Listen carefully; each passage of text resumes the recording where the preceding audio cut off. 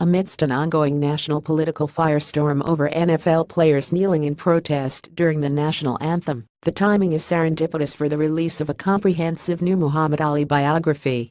The book, Ali: A Life, hits stores this month.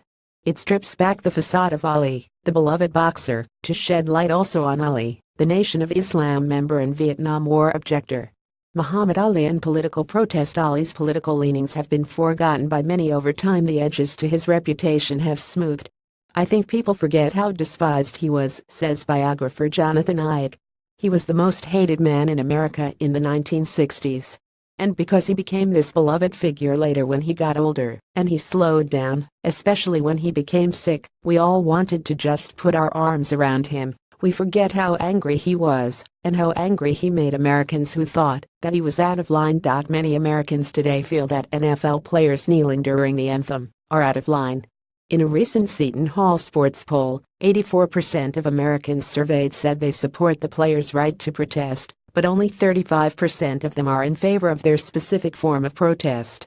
It's not a stretch to say that the NFL demonstrations today owe a debt to Ali. "He was the godfather for this kind of movement," says Iyke. "We're seeing it now, and it's more obvious, but for a long time, African Americans in general, and African American athletes in particular, were expected to just go along and perform and not say anything. You had to follow these rules for white America to accept you." Ali said, "Screw that, I'm doing what I want, and that changed everything." Iyke's book is a towering achievement. After countless books have been written on the boxer, he still manages to unveil new discoveries, surprises, and juicy anecdotes. It is a comprehensive, diligently reported, fast-moving read that will likely be taken as the definitive Ali biography.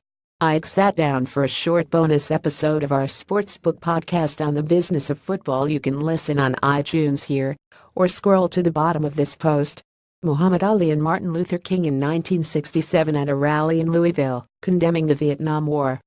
Muhammad Ali and Colin Kaepernick. As ESPN SportsCenter anchor Jamal Hill said at a conference last summer, "When I hear a viewer say they don't want their politics mixed with sports, I say, well, what do you think about Muhammad Ali? And then, all of a sudden it's glowing praise.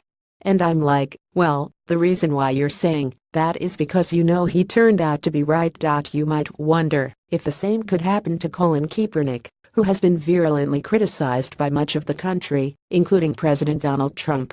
With the benefit of a few years' distance, might Kaepernick be seen more widely as a civil rights leader and agent of positive change? I think we'll see that Kaepernick had a right to speak out. The key for Ali was that he went on fighting, won the heavyweight championship 2 more times. Kaepernick, who isn't currently signed to a team, may never get the same chance to prove himself again in his sport.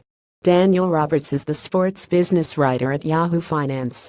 Follow him on Twitter at @RiadandWright. Find more sportsbook videos here and check out the Sportsbook podcast. Read more inside a forgotten part of Muhammad Ali's legacy. Muhammad Ali didn't cash in on his name until age 64. May with Gregor outages expose the limitations of streaming. George Foreman III is taking his boxing gym national. Equinox's low-cost gym Blink Fitness is expanding rapidly.